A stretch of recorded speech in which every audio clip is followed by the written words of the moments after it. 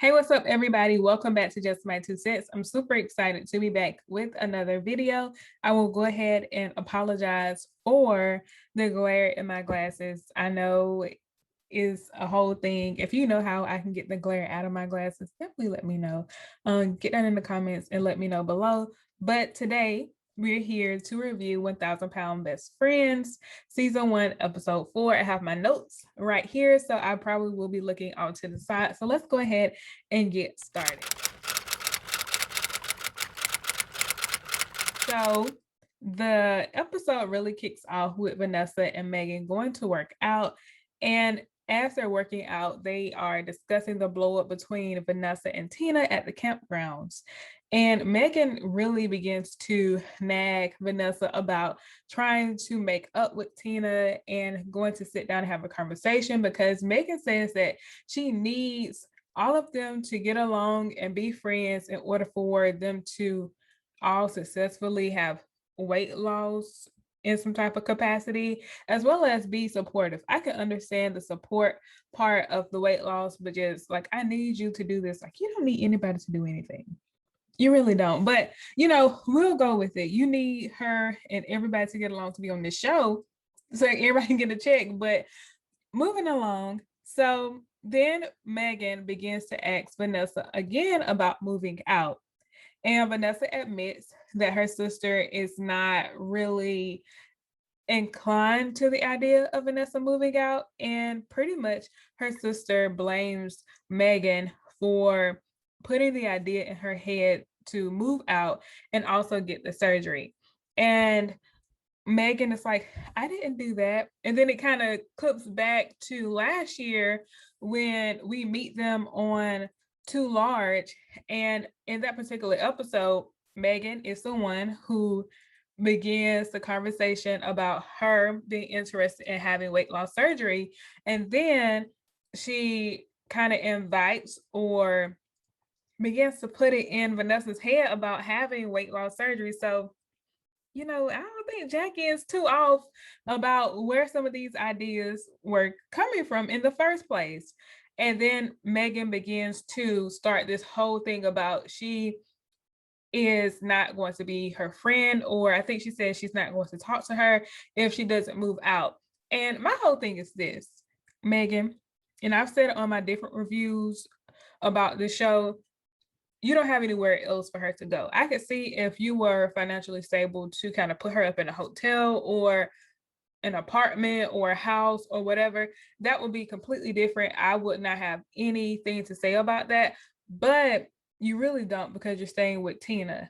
In addition to that, you don't know, they can be financially dependent on each other. So with Vanessa moving out can put her sister in jeopardy too. And then what happens if Vanessa isn't able to make her rent, that she has to move back in? Like, it's a lot of ins and outs that I don't think Megan is thinking about as she's trying to push this narrative. Also, she has a lot to say about Vanessa and Jackie's relationship. And I feel like with me and my friends, most of my friends have sisters. And sometimes they'll say things about their relationship with their sister. And you know what I do? I sit there and I say, well, I'm sorry to hear that it's happening. I hope y'all figure it out, because it's never my place as a friend to give my friend an ultimatum about, if you don't do what I say, then I'm not going to talk to you anymore, or for me to interject myself into my friends and their sister's relationship. Whatever they have going on has nothing to do with me. And I want to keep it that way. Whatever decision they decide, I will support it as long as it's not negative or anything like that. But I feel like as a friend, Megan isn't taking that step back to say, like, maybe it's not my place to put myself in the middle of Jackie's and Vanessa's whole relationship. But moving right along, then we cut to Megan and John in Tina's basement together in the bed with the cat. And they're discussing how they're happy to have a cat again. And I'm like, why would y'all bring a cat into somebody else's house? Like, I could see if you already had the cat and she knew the cat was moving in with you all because y'all already had the cat. the relationship with the cat was already established, but to go out and get a cat and to bring it into somebody else's house that you're staying in with all those boxes and no, no. Now that's the way production made it seem like they went out and got a cat and they happen to have a cat again. Maybe they had the cat before, but the way production tried to make it seem like they just got a cat. I'm like, why would you bring a cat, an animal into somebody else's house? We need to be trying to focus on getting y'all out of Tina's house too. But moving right along, John says that it's taking them quite a little longer than they were expecting to settle in, and is really not appealing for their sexual life to have all these boxes and stuff stacked around. And I'm like, it don't need to be, because instead of engaging in the activity, we need to be trying to engage in activity for us to get our own place. You know, that's what should be on the forefront of people's minds. But for some reason, with this particular show, it's like the thing, it's like the running, I guess, punchline or whatever you want to call it. But I'm like, no, no, we need to be not bringing cats and stuff into people's house and trying to get our stuff out of this lady's house and out of her basement, especially since we have so much information and opinions to share with other people about what they need to be doing with their lives. Then we move right along to Megan discussing once again her body issues and how she's not comfortable in her body and things of that nature, which has been also a running theme of her storyline this season. In the next scene, we cut to Tina and Vanessa hashing it out at this really cool, healthy spot where you can get like shots of like kale and other places. I'm like, you know, that's actually a really cool place I might want to visit. So they're sitting there hashing everything out. And at this particular moment, it really made me question if everybody are real friends the way they try to portray for them to be friends. Because I know, and you can kind of sense when somebody's like a real friend, or are they all like Megan's friend? And then because they're all Megan's friend, they kind of have become friends off of that, but they aren't as close as they try to portray their close or what have you. I'm just trying to figure out like what is the actual relationship between these ladies. Like I just want to know how deep of a relationship these women have.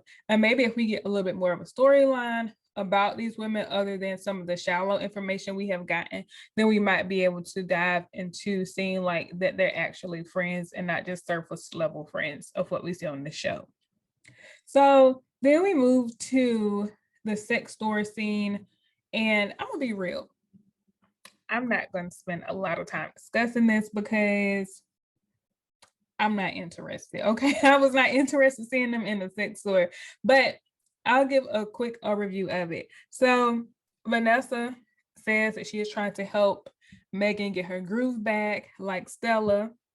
And Vanessa says that she has a lot of information and knowledge about sex and this store and all this other stuff. And then Megan is saying that she isn't too sure about being in the store because of her insecurities. So we already start off rocky. So while they're in the store, they're trying out different toys. Vanessa is giving like these tutorials. Some of the information, I'm like, are you really sure that's what that's for? But you know, if you say that's what it's for, that's what it's for. So she's giving out these tutorials and they're just going through the sex store. And Tina kind of wanders off as they're having some of these conversations. And I was with Tina. And I was with Tina because personally for myself, I would not want anybody to know any of the information about me and my partner. Like, no.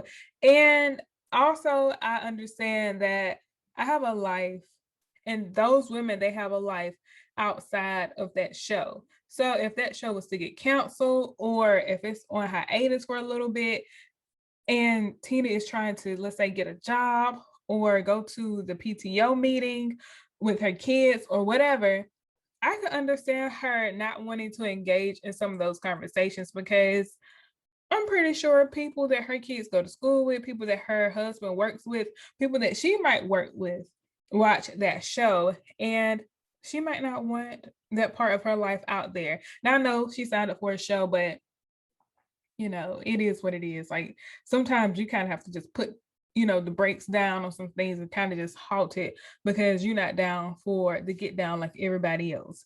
So then we moved to Ashley and Tina in the next scene. Ashley went grocery shopping. They are on FaceTime discussing some of the things that she bought from the store. And then Ashley admits to having some cheat days and things of that nature. And then Tina admits to Ashley that eating with Megan at the house is not as successful. We'll use that word successful as one might think that it might be, because when they are doing good, they're doing good. But when they do bad, it's even worse. It's worse than probably what it was before they could probably do any damage by themselves. So they discuss that, and Tina continues, to discuss how she is willing to lose weight on her own and not use the surgery. And Ashley begins to tell Tina that in order to help all of them with their weight loss, regardless if they want to get weight loss surgery or not, that she has a workout plan for them and she found them online and all that good stuff. Now, I do want to pause here and say that I appreciate Tina being honest about how having somebody else in the house with you can enable you. And if you don't have any willpower to kind of say no and stop, and I'm not going to eat this or whatever, it doesn't matter if you're living with a friend or a sister. I'm going to say it again. It doesn't matter if you're living with a friend or a sister, because I feel like with this show, they try to paint Jackie as such a bad person with bringing those unhealthy snacks in the house. And yeah, she know her sister is going to eat those because she probably don't have a lot of willpower. But what about Megan staying with Tina and them kind of feeding off of each other?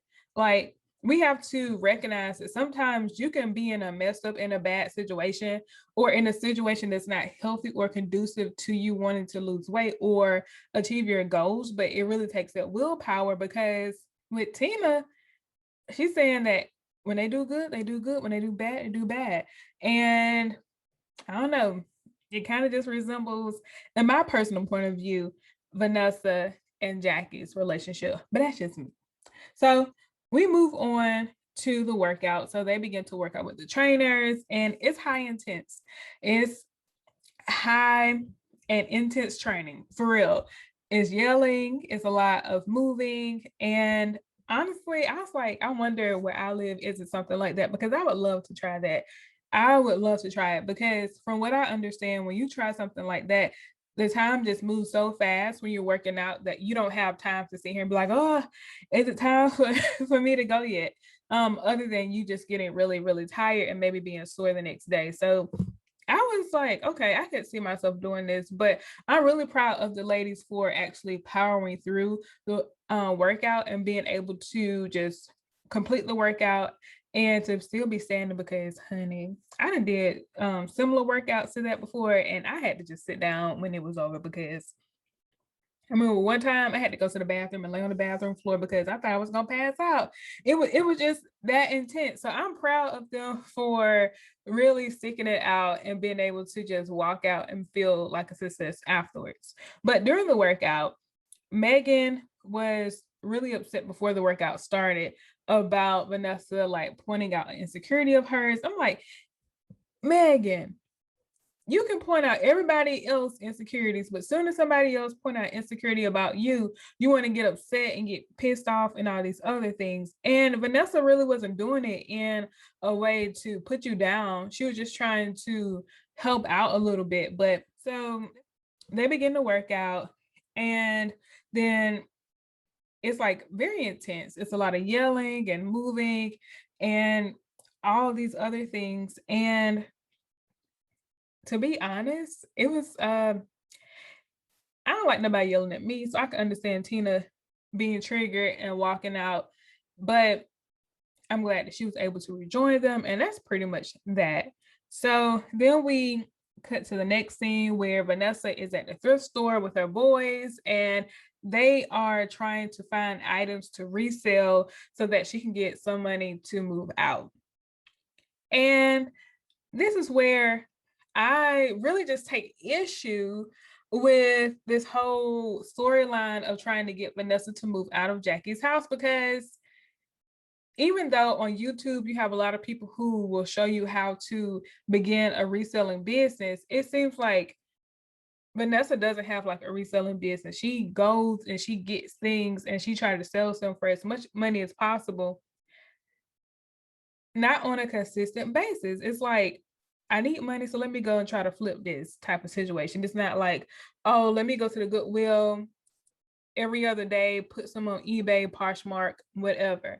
It doesn't seem like that. So I'm like, you sitting over here also bargaining with the lady at the thrift store saying like, hey, I'm going to give you, I think she said $12 or $20. I think it was $12 for these 3 dresses or whatever. And I'm like, she's not financially stable enough to move out. And so that's my concern. My concern is if she had the money and I felt like she was financially stable, or if I feel like she was financially stable, I don't want to say how I feel. If how they portrayed her on TV made her seem like she was financially stable enough to move out, I would not have a concern. But I feel like you don't want to sit here and snatch your sons up every couple of weeks or months from one place to the next, because that's unstable for young people. That's unstable for kids. It's a lot of research out there that talks about how when children move from place to place, it takes a sense of security from them. Like, you go research it if you're interested in any of that research. And so that's what I'm concerned about. Also with her moving from place to place. If you watch My 600-Pound Life, you already know when those people are moving from wherever they live at to Houston, that's when they usually either stall their weight or they gain a little bit of weight, because during that moving time, you aren't really focused on trying to eat healthy. You're just trying to focus on eating to get satisfied and feel full and fulfill that hunger, and not necessarily what you're eating. So that can kind of stall and stagnate her weight loss too, moving it from place to place. So I don't know, that this is all just me, and I could be reading and reaching and all this other stuff too. So the episode ends with Vanessa moving out, and Vanessa tells Megan on the way to Jackie's house, that Jackie is upset. She believes that Megan is the cause of all this. And Megan and Vanessa are both afraid that Jackie is going to come out and everything is going to break loose. So they admit that they do not want to see Jackie as they're moving out. They don't want her to come out. They don't want anything to do with Jackie while they are in the process of moving out. And then all of a sudden, as they're putting things in the van, and it seems like Vanessa had to rent a van to, I guess, transport her things from one place to the next.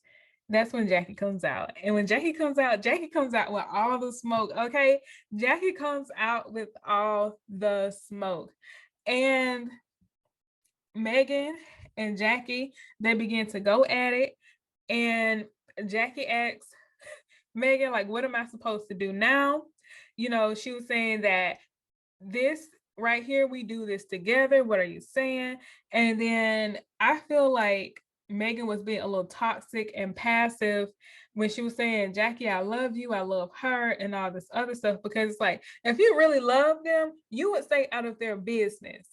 And you would try to figure out how can both of them be successful in this move, instead of you just trying to sneak in and move her out. Like, but I'll move on. So Jackie tells Megan that she won, and Vanessa kind of just sits there, and then she just looks at what's happening. I'm like, Vanessa, say something. And at this point, I'll be real.